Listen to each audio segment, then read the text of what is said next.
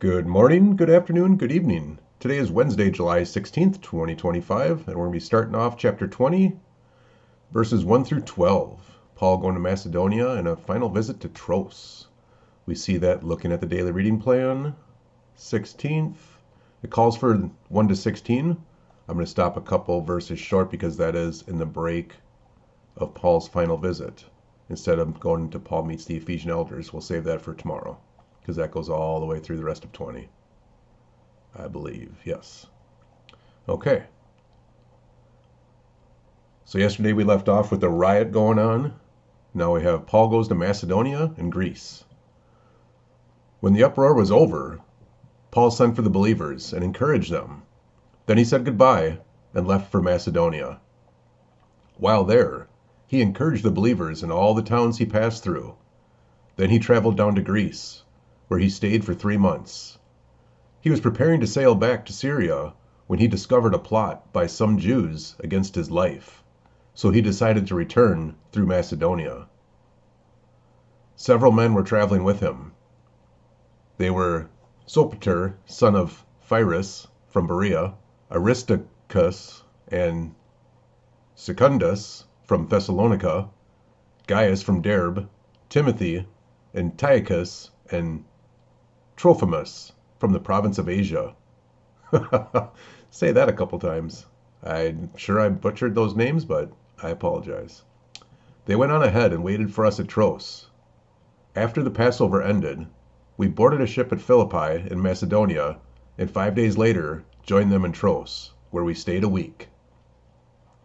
Paul's final visit to Troas.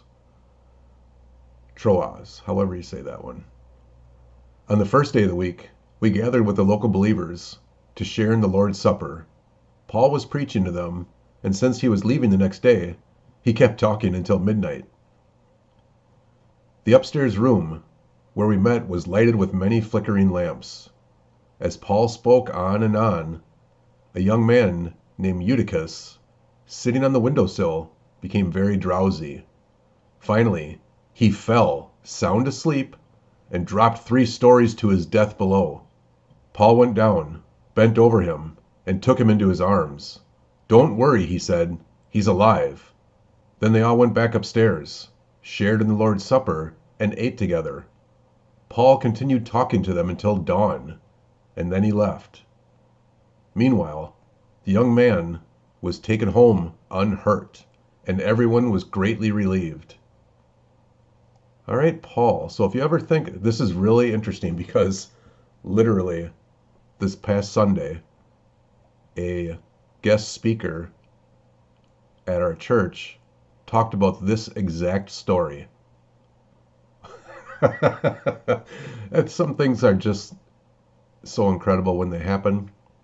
He was talking about Paul and how long, he was talking about he's never met a short sermon that wasn't good, and how some pastors and priests like to go on, and people don't care for the long sermons. So he was talking about, we got it easy. Look at Paul here, preaching until midnight. He's preaching until people are falling asleep, literally falling out of the house 3 stories to his death.